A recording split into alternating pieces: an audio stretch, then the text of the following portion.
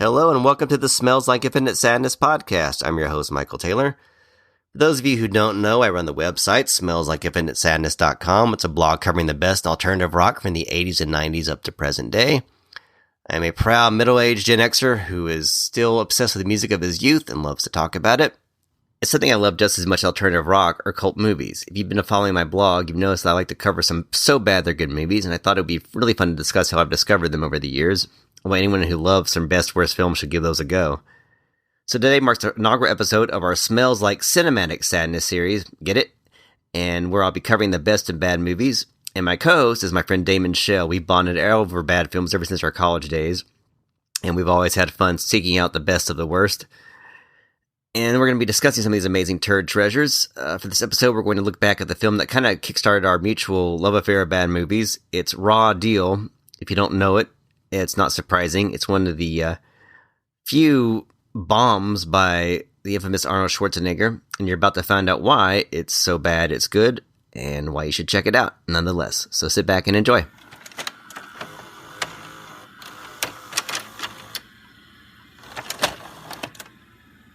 Yeah, I guess we can just talk about how we got into it, because I think the first time that we really started enjoying, or like talking about enjoying bad movies, for what I can recall, was seeing Raw Deal way back when.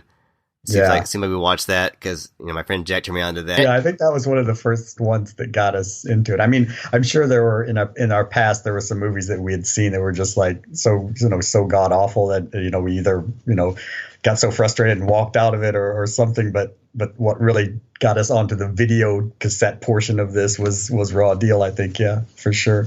But I think what a lot of people too don't know today. Because now you can watch stuff on cable or YouTube or whatever, but like when we were kids, even before we like got into the appreciate a bad movie being a bad movie, had like all the UHF stations.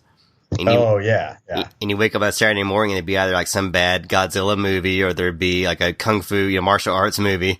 And I think, and even those late night things. I mean, there would be late night shows that were just so bizarre and odd. Like, they would show these movies late at night that were just off the wall stuff. And it was, at the time, like as a kid when you're watching it, or as a teenager when you're watching it, you're starting to get that it's a piece of shit. You're starting to understand it's a piece of shit. Like there's a certain age where even just the worst crap kids still kind of like appreciate it and like it, but there's a certain point where you start to figure out that stuff is just putrid. I think, if I think back to being a kid, I think the first thing I remember seeing something going like this is legitimately terrible was Bedtime for Bonzo. I think that Ronald Reagan movie, like an ex-president was playing, second fiddle to a chimp. And the chimp was a way better actor than the supposed star. Oh God, what I would give for a president who was only playing second fiddle to a chimp and not a chimp himself.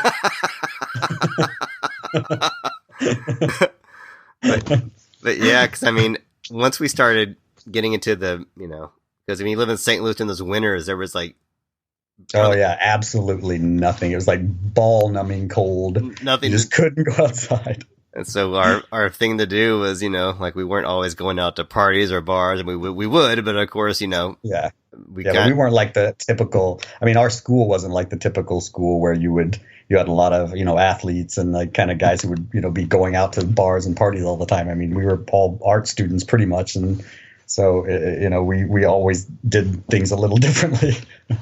And definitely going to the video store on the weekends or even the weeknights and kind of going through the aisles seemingly endlessly. Like, what should have been like a quick jaunt to pick one movie out, it took like often hours or at least 30 minutes. 30 minutes was the least amount of time we'd spend in there, because we kind of figured out, we started to have a formula for where to go first in the video stores, because we started to figure out which types of films were at a certain point like the worst of the worst, where it was still hilarious. So we would go to the sci-fi section. That was one of the ones that would always have some obscure weird things. And then we would peruse over 3 or 4 and kind of get an idea, like maybe these are the ones. But we didn't just go in and like make up our minds. We literally would go through the whole sections and go through them 2 or 3 times just trying to find the right one for what we thought it was going to be.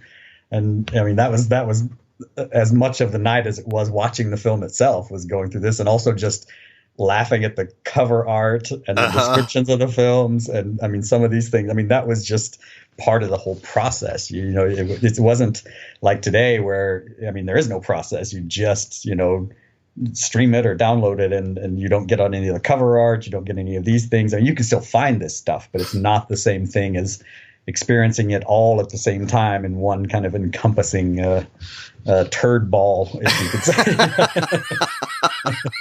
say.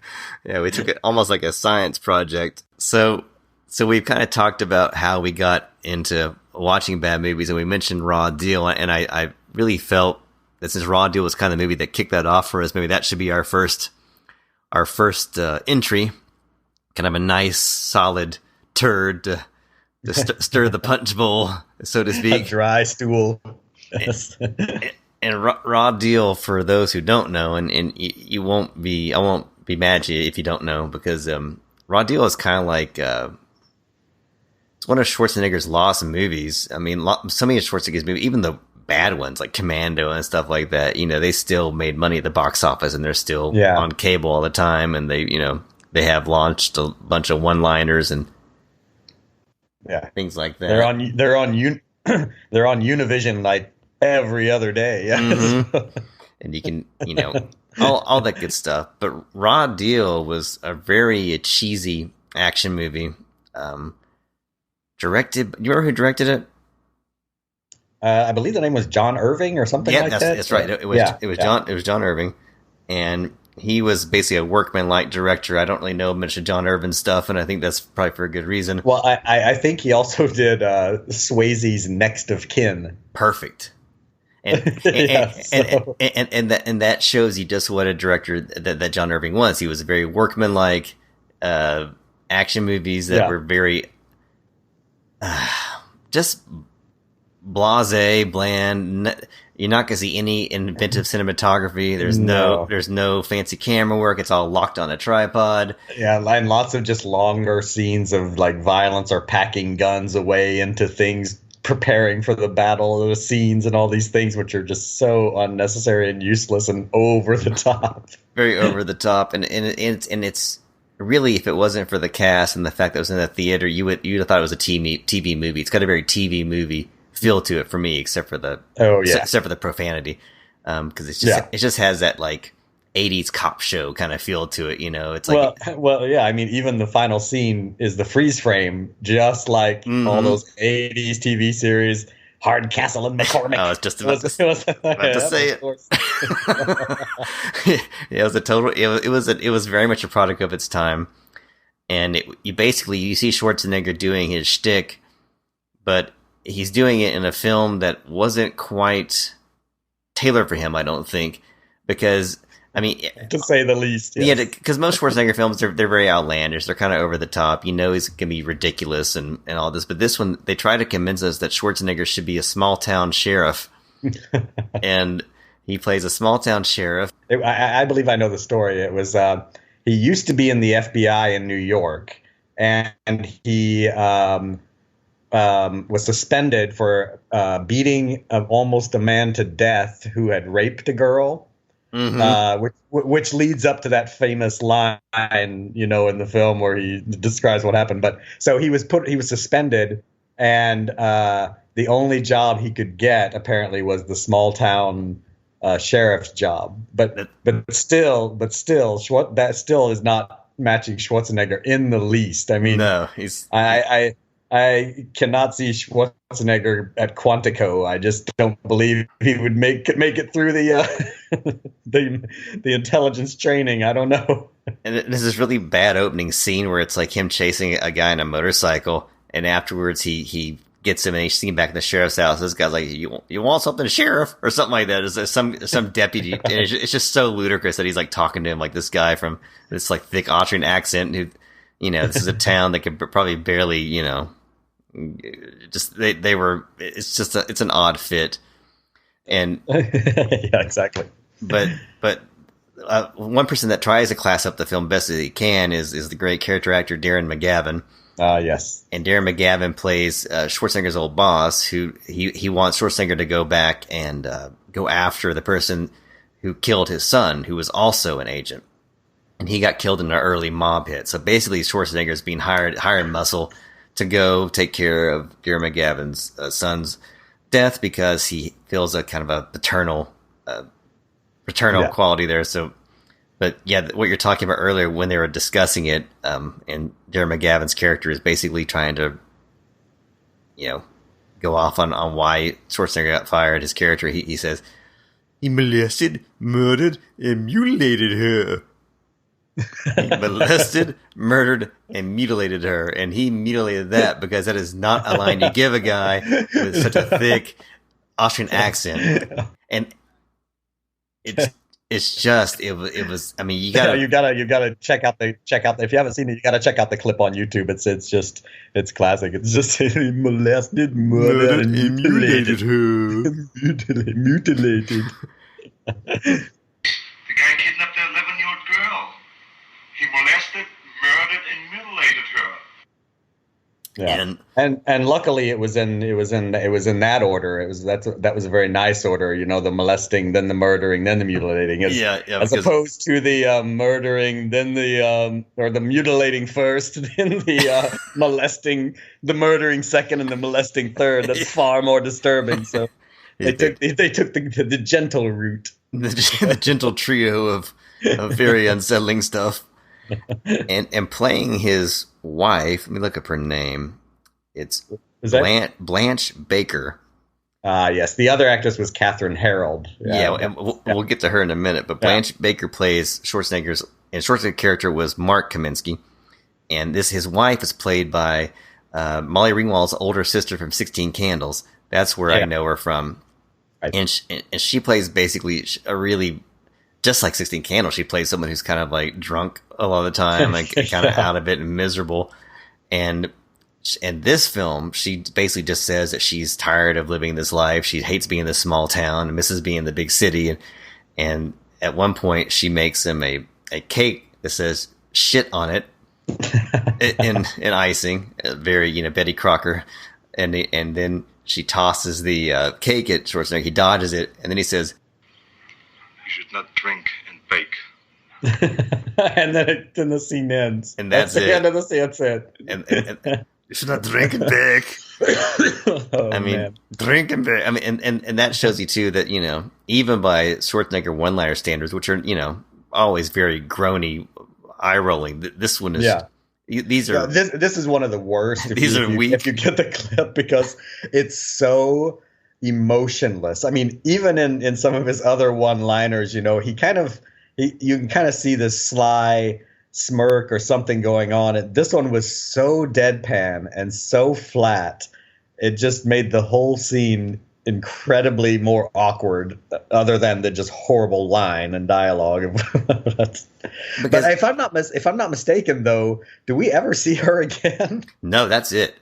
And it's good because I mean Schwarzenegger, we know he's not a great actor, but if he's in a film with certain people, like even in True Lies, like he and Jamie Lee Curtis had a nice chemistry. I thought they were playing off each other. He can be engaging. But there is no chemistry with these two. I mean, it's clear she was brought in for basically 2 scenes. Yeah, and after that great scene, when he decides he's going to go after these bad guys, instead of just doing some real simple way to fake his death, he blows up an entire chemical plant, which seems just, first off, it's just not bad for the environment. He blows up an entire hazardous chemical. It's just to fake it. I'm sure that there's an easier way to do it, but it's a bit excessive, I believe. Yes, and it had one of those great 80s, super flammable, sky high inferno explosions, which is. And I believe, if I'm not mistaken, that the only security or thing he had to cross to get into this highly flammable thing to do all of this was a chain link fence gate with a chain linked on it that he just cut, like, to go right in and drive right in and do his mayhem. It was like, And so then from there he goes up and becomes this undercover mob guy. Basically, he gets on this shiny suit and slicks his hair back and tries to pass off as a mafioso. And you can imagine just how not believable that is. And then he changes his name, because then his alias is Joseph P. Brenner. Which is, again, and so then he tries to ingratiate himself into this mob world by basically pissing off the mobster he wants to work for, which is kind of a weird way of doing it. Yeah. Basically tossing up a house of illegal gambling, which leads to another great moment where he's discovering that these gambling tables are rigged, and his way he reveals it to the audience is magic or magnets. And you have to rewind that thing about 20 times to understand what the hell he's saying, because he's like, magnet. I mean, you don't know what he's saying.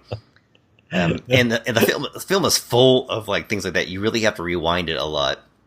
So what we were talking about earlier was that before there were GIFs, these wonderful little 15-second loops of these things that make things funnier and funnier the more you watch it. We would rewind these video tapes of these movies and watch these same stupid scenes over and over again. It's some reason watching them in that fast succession made it funnier, made the bad parts funnier, and it gave it almost right. a hallucinatory quality to stuff. And I can't really explain it better than that. I don't know if you can. Yeah, I think you explained it pretty well with the GIFs. That's the best thing I could think of. But I think exactly that same mentality of the GIF, that short snippet, which is running forwards and looping, or what even made it funnier for us sometimes that you didn't see in the initial watching was when you rewind it. Like sometimes the rewinding portion of it was even funnier than the forward portion of it, like certain movements and actions. So we would rewind that shit back and forth and forwards and back over and over, and just laugh our ass off. So I think it's someone who was also doing that, or making these rewinding things and finding them funny at the time during videotapes, is most likely also someone who, when the internet became more popular, that figured out how to do the GIFs and make the GIFs work in the same way, because it just taps into the same basic wiring of the brain for these funny little snippets that are even funnier when they're looped. So yeah, I think that's a great analogy, is the GIF. And there was one thing about the film too, is in addition to Darren McGavin, you've got some other kind of cult actors. The main bad guy was also a director, and it was Sam Wanamaker, and he played the big, Italian mob boss. Oh, but Luigi Petrovita. And I remember that at one point, Schwarzenegger is trying to ingratiate himself and impress them by, acting like a tough guy and all that kind of stuff. And he goes, "Smart I like, smart ass I don't."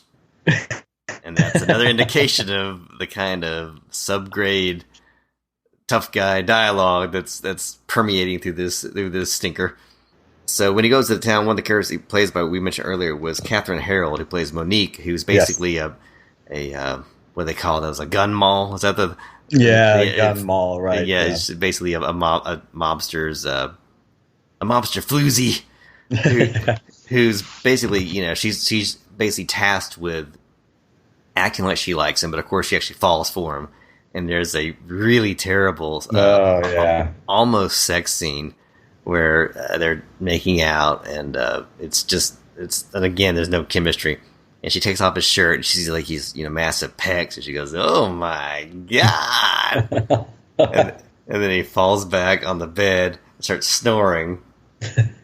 And then what does she say? There's something like, she rolls her eyes, says something really corny, like, "Oh, can't catch a break," or something like that, Yeah. But it's so it's so unsexy. First, her reaction is, "Oh my God!" It's just like, so it's just like, and you can tell she's not into it either. I mean, there's no chemistry.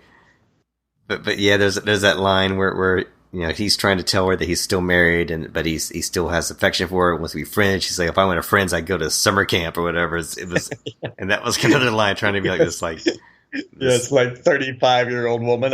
You will go to summer camp. Yeah. And it's so much crap. There's like a end scene where he goes after people when he's rolling down a a convertible driving down this like dirt road, and they're playing the Ramones, not the Ramones, the Ramones. I'm exhausted. They're playing the Rolling Stones Satisfaction. Yeah. And he's wearing this super tight white t-shirt. Isn't it a t-shirt and then a leather jacket, like another tight leather jacket over it? And he's just driving around doing donuts and like just pumping his shotgun, just pumping off.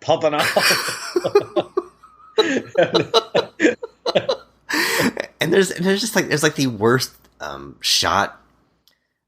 Just the worst visual sense. There's just no kinetic energy to it. There's no the composition. Yeah, I mean it's like, it just struck me. Some of the scenes look like an amateur film of a demolition derby at a state fair. Like when he's just kind of spinning around in the dirt and like nothing's really happening. He's just kind of like that's exactly what just popped in my head.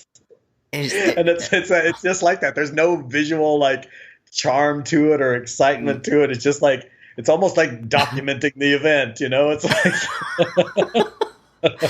just there's so many, and it's not just Schwarzenegger too. There's like one part where it's very odd, where there's a undercover officer acting like she's a jogger, and she busts a mob guy. She like catches him before he's about to try to do something illicit. She's like, do some mob stuff. Yeah. She's like, when's the last time you took a good piss?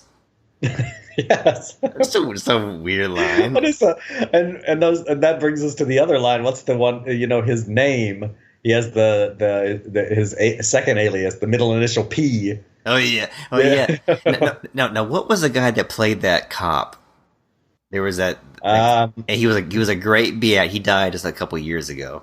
He was in Alfred Hitchcock's Family Plot. The black hair? No, he's the bald guy. I'm trying to think. I can't think of who it was. I have to look it up. I'm gonna look him up because he deserves to.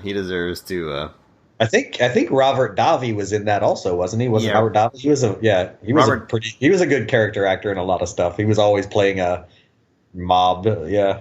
Yeah, Robert Davi. He was basically like the guy that Schwarzenegger was teamed up with. It was like his training guy, and of course Robert Davi hated him. And there was a lot of really bad, big swinging dick party, who's the biggest badass, and Davi's also very interested in Catherine Harold's character, which leads to a very unconvincing love triangle, which there is no love. So let me look at this. I need to look this guy up because this guy was in a bunch of Hollywood movies, and he just had that real classic, just hard boiled expression. And I'm gonna find him. Just give me 1 second here. I'm sure once you pull the name up, I'll recognize.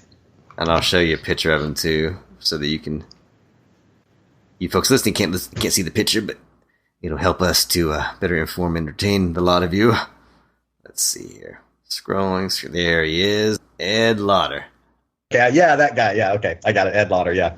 Yeah, so at one point he corners Schwarzenegger's character when he was trying to fight off some guys in an alleyway, and he takes his ID. He's like, Joseph P. Brenner. What does the P stand for?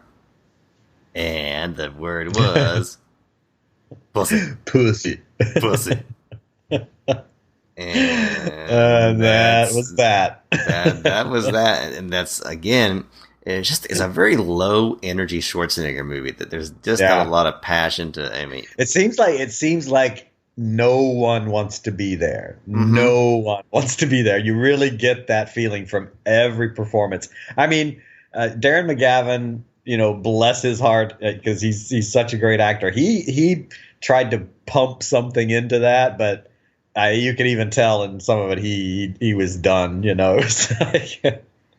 But my favorite scene of the whole movie, I think, is the best scene of the whole movie. At one point, Schwarzenegger and McGavin meet up during a scene where there's a shootout at a cemetery, and McGavin's character gets hit, and Schwarzenegger's character's like, I'm so sorry. And Darren McGavin, who's in there dying of a gunshot wound, says, It's all right. Don't worry about it. Go. Get out of here. It's okay. I mean, he just like, oh, I just got shot and I'm probably not going to make it, but it's all right. All right. His delivery, that's the hardest I laugh in the movie because it's so... Yeah. Yeah, that was one of the best. I remember that just that delivery. You're not expecting that at all. No. I mean, the script supervisors, the people who went over this thing, I mean, at some point, didn't they say, like, that's not a natural reaction to being shot? It's all right. Don't worry about it. It's no worry. And then I'm peachy keen. That's right. And then of course, since Arnold can't act his way out of a bag, he gives no. He just like, oh. That whole thing kind of washes off of him. He doesn't really respond very effectively to that. We also had another actor who's in this film who was kind of a semi big deal in the 90s. And that was Joe Regabuto. Oh, yes. He was Joe Regabuto. Yeah, he played a lot of mob characters, I think. But he's best known as the kind of whiny reporter on Murphy Brown. That was like his big hit. But he was a very whiny mob boss, or not mob boss. He was like a undercover, or he was some.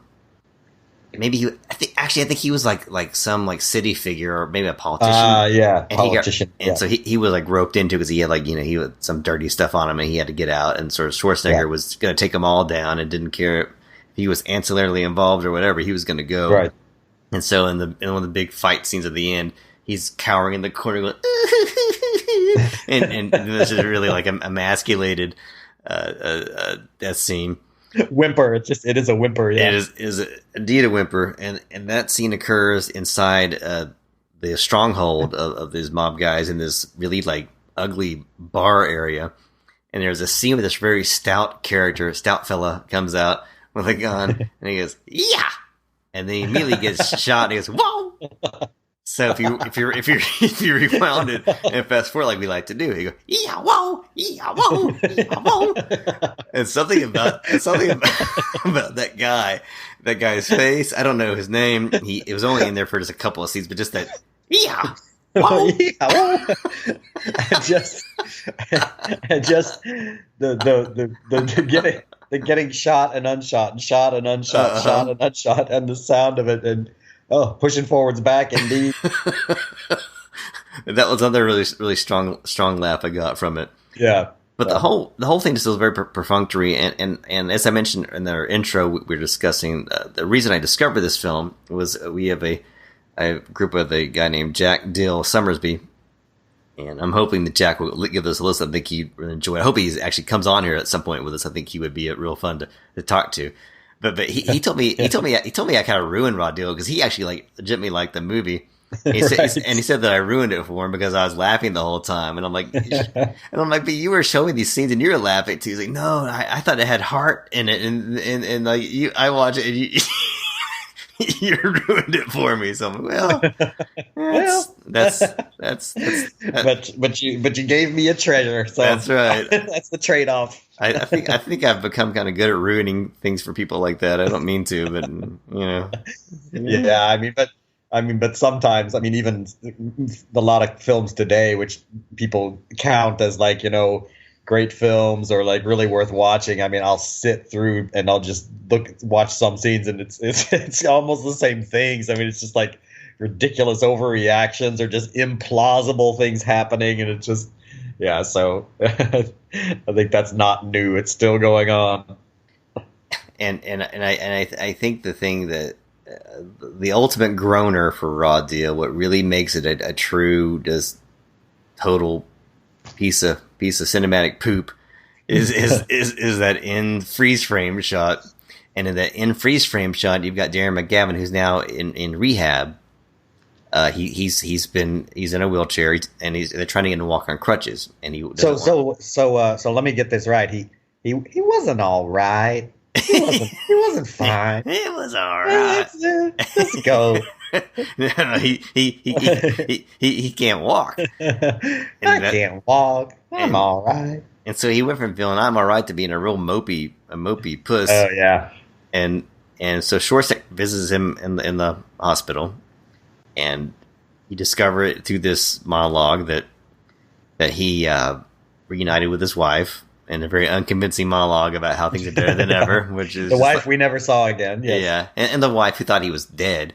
You know, he had to come back and tell her that he didn't kill himself and all that kind of stuff. I'm sure she really enjoyed being used as collateral damage for that, and happened to be.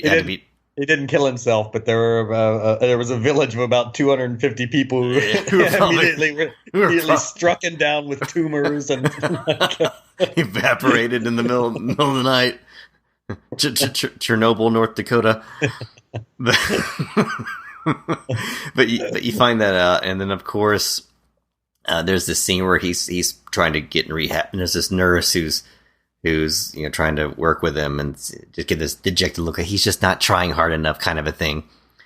And at one point, Schwarzenegger's character turns to him and he's like, "Would you do it for Blair?" Now Blair was his son that got killed in the early part of the film. He's like, "Yeah, would you do it for Blair?" Because before that he said, "You can push me into traffic, I don't give a shit." That was his whole reply to the rehabilitation. So they go back and forth. He's like, "Meet me halfway." Oh yeah. You missed the point. Schwarzenegger steps onto this very long treadmill. It's probably like a 15-foot treadmill. So he steps onto it on one end, and then they pull McGavin up onto the other end. And this is a wide shot, so you see it so you see the whole thing. So here they are standing like face to face on this 15-foot treadmill, and McGavin is like, "I can't do it. I can't do it." That's what Schwarzenegger says. "Will you meet me halfway?" So then it's something about his godson though too, right? Schwarzenegger says something about he wants him to be the godfather right. to his son because he's going to have a son. Yeah, because his wife, who thought that he was dead, is now pregnant. Right, and McGavin has a great line. He says, "Will you do it for my godson?" And he's like, "I don't have to walk to be a godfather." And Schwarzenegger's response was, "No, but you have to try like hell." Exactly. So there's this very long, painful scene with really annoying, shitty, schmaltzy music that's just trying to be real. And it's this is nauseating. This is what really makes it look like a TV movie, is because of that sappy, that moment where the person, finds their inner strength or whatever it is, and that's exactly it. And that's in that one scene that the nurse, who deserves, oh man, she sucks so bad. She's so bad. You could tell that it's like doused with Visine, because the scene where she's like, acting like she's crying. I mean, she looks like she's trying not to laugh. That's what it looks like is going to happen.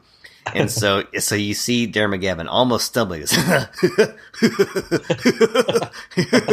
He giggles, and then he falls on the Schwarzenegger's arms, and it's sort of and then it just freeze frames, and they're in this mid embrace, and the music goes. It is poop. But even before that, when before the embrace, he can't walk. He's having trouble. He's hobbling through it. You see it in this. And then as he finally, I think when he starts to giggling, they do just the strange shot of his feet where he does this wee, he kicks up, he kicks up on his tiptoes and back down. It's a really weird shot. Look at his feet are doing this a loop-de-loop. Yeah. So for a man who just now is walking, that was such an odd choice to leave in the film. It's look, he could dance a jig. He was doing okay there. Yeah. The Bumpus's dogs are gonna go kick him around the house. I mean, it's a very odd thing, and we kind of fast forwarded past one part, which I also got to mention, which is the part where he says goodbye to Catherine Harold's character, and it's a deliberate homage to Casablanca. Ah, right.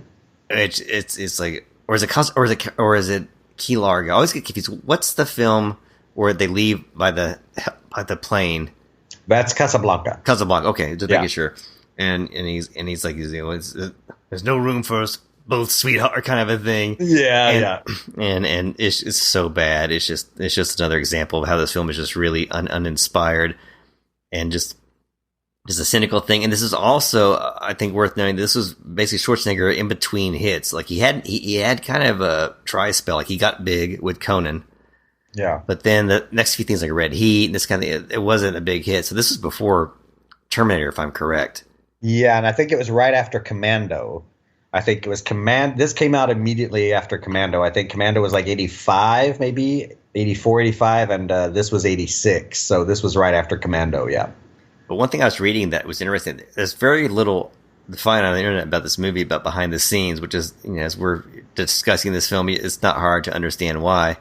But one thing that I was reading, and actually I'm going to look at it real fast. I'm going to go back because this is interesting.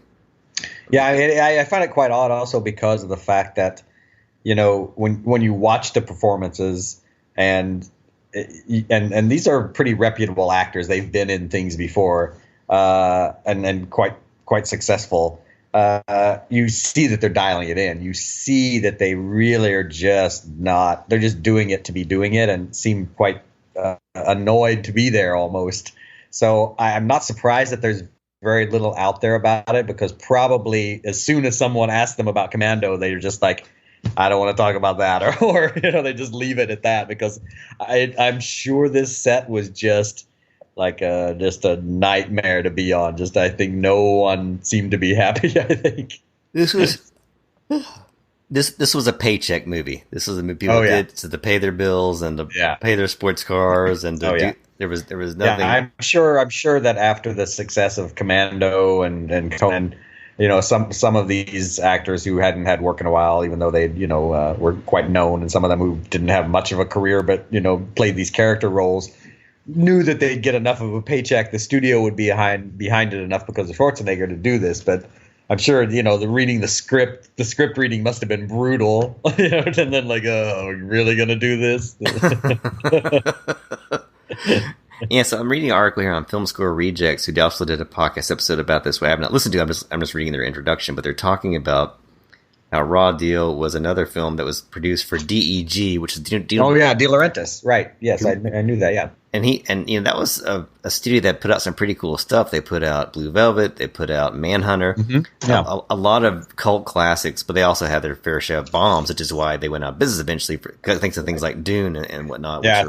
They were really doing huge budget stuff that was, kind of doomed to not make its money back. He was spending pretty ridiculously. Yeah. And there was very little to any promotion for all these films. That's one reason they didn't do so well. He just was not a good promoter. Yeah. And what I was reading here was that originally, De Laurentiis was going to do Total Recall, and that was going to happen. But when this flopped, he couldn't get the money to do it. But his version of Total Recall was going to be directed by David Cronenberg, which sounds interesting, right? But then, just like Paul Verhoeven, who I think is a great director, got stuck with Schwarzenegger, who's not a great actor. Total Recall would have seen David Cronenberg working with Patrick Swayze. Oh, so, which makes me wish it happened, just because I just would like to see it. I mean, it would be interesting, because I mean, Swayze had some depth of emotion to him, so I think he could be, and certainly a better actor than Schwarzenegger. God, my cat is a better actor than Schwarzenegger. But I mean, rest in peace. I would say he was an amazing actor, though. I think he was just, he was one of those character actors who, kind of just played different versions of himself. But seeing Cronenberg do it, Total Recall would have been very interesting. I think that would have been. I think it would be interesting. I've never done any research of this or looked it up, but it would be quite interesting to find out if, because like you said, De Laurentiis was coming on quite strong in the 80s with his films, and they were quite unique and out there. And I think for an Italian studio and director to be kind of making such quick foregrounds into Hollywood, I'd be interested to see if there wasn't some sort of underground movement by studios and production companies and actors to sort of undermine his process to keep this from, kind of say keep it in the Hollywood family, if you would, It may be. It'd be quite interesting to research. I might look into that and see, because it seems like quite a interesting time in Hollywood during that time, and there weren't a lot of foreign production companies that were kind of coming on big in the Hollywood style genre and almost competing with the Hollywood style genre. So I mean, to me it could be quite possible that there may have been some things against De Laurentiis. I'd be interested to read some De Laurentiis interviews about his career to see if there's any hints at that. But yeah, because I mean, you're looking at films like Blue Velvet and Manhunter, who were Blue Velvet got some plenty of acclaim, but Manhunter. Well, yeah, I mean it was up for Academy Awards. I mean, did De Laurentiis also produce? I know Rob. It was also De Laurentiis produced Elephant Man also, or not? I'm gonna look up De Laurentiis. We're gonna do a detour here, folks, because now we're satisfying my getting into Hollywood politics. That's right. That's right. Let's see here. Dino, DEG. Okay, De Laurentiis Entertainment Group. Let's look at what his films were. Company's notable for producing Manhunter, Blue Velvet, Near Dark, Evil Dead 2, King Kong Lives, which is the sequel to his own remake of King Kong, Bill and Ted's Excellent Adventure, and Transformers the movie. And I would say every single film on that list, although I have not seen King Kong Lives, are all very entertaining films. Yeah, and they're all quite successful, not just from a monetary standpoint, but from a critical standpoint. So, I mean, there might be something to the fact that, this upstart director with his own production, or this upstart producer with his own company, which is making quite headway into the Oscars and all of these things, getting a lot of actors to work with him may have been a slight threat to some of the other studios, which weren't having such a great time in the 80s. And even though, I mean, they may have even squelched some of his promotion. That may be why he wasn't so heavily promoted, or his films weren't so heavily promoted in the U.S. You never know. It's an interesting hypothesis to look into, though. That would be worthy of a documentary, I think. I would like to see a documentary. I was actually thinking that, too. I might just start looking into that and doing some research. And if I find some snippets, but no real tangible, already been there, done that thing, that might be something to look into. Yeah, that would be kind of cool. We could do a documentary on De Laurentiis and maybe even get some interviews with the people like Lynch. And yeah. Yeah, because I saw one not too long ago. I actually interviewed the director for it when I was doing Fantastic Fest. It was a story of Canon Films. It was a really fun kind of look into so many bad movies for Canon Films. That was we'll have to get into that at some point. But that was a real stinker and a half. But I think it's also, for everybody who's listening to this, while we're talking about Raw Deal, it's kind of like our entry point. It was really a launching pad for so many other weirder movies, so much crazier stuff. I mean, Raw Deal is really kind of tame, I think, in various respects to some other films that we will go on to discover. But I think without it was the gateway drug, actually, was what it was. Yeah. It really kind of gave us like the impetus to find bad movies and do the whole rewind, fast forward, rewind. And it was, so I always, I saw Raw Deal was actually on cable a couple weeks ago. I actually DVR'd it and watched it again. And Molly kind of gets a kick out of it now. She laughs at all the stuff that I laugh at. Because it's just, it's a fine film to put on and just not give a shit, and just kind of. Yeah, it's a background film. And then when the good scenes are coming up and you stop what you're doing, you wait for that, and then you let it go in the background. Yeah, it's one of those. But really, that's something that I think that, Raw Deal was kind of like the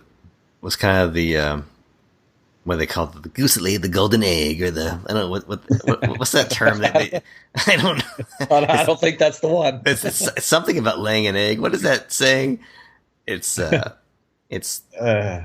don't know that one. I mean, the goose that laid the golden egg is sort of like the gift that keeps on giving. You have a goose that keeps. Yeah. Raw Deal. I don't know if Raw Deal itself was a gift that kept on giving, but I would say it's more sparked something else. It sparked an interest in us to see what else was out there that we weren't expecting to find once we saw how ridiculous some of these scenes were, that we just sort of started to seek this out more. It lit the fart for bad films. Yes, exactly. It lit the blue flame for which we could use to discover many more films that were Yes. even worse and weirder and more influential to our sensibilities, I think. And we're definitely going to be covering a lot of those in the near future. I think we've kind of had a lot of time to discuss what we want to work on this project. There's been a lot of fun brainstorming about it, but I think our ability to kind of tell all you folks what makes bad movies bad or bad movies so good is something that hopefully y'all can enjoy and comment on us and tell us what you think about those films. Defend them if you must. Tell us why Raw Deal is the Citizen Kane of bad action films and why we're wrong. Or tell us why we're right. Schwarzenegger is the Brando of his generation. Yes, please let us know. And we will continue to do that. And so I think, as you guys will see when we go forward, hopefully you guys are going to enjoy what we're working on and know that we're going to just try to really push the envelopes of what you've seen as far as bad cinema is concerned. And we're going to try like hell. We're gonna meet you halfway. And we're going to have that happy freeze frame when hopefully you all finish this podcast and have that look in your eyes with the wet Visine tears, and we can all kind of ride off into the sunset together. So until next time, don't drink and bake. Yeah, definitely don't drink and bake. Try to watch some bad movies. Let us know which ones you think we should cover, and we will see you next time. So cue up the VHS machine and sign off. We'll get smoother as we go, folks. This is the maiden voyage. It'll get better from here. Maybe it'll get worse. I don't know. We'll see what happens. I don't know. We'll try our best. We're gonna play it fast and loose, and hopefully we don't go bust like Dino De Laurentiis.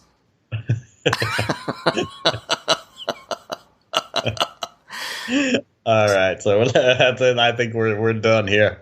Yeah. See you, folks. Yeah. So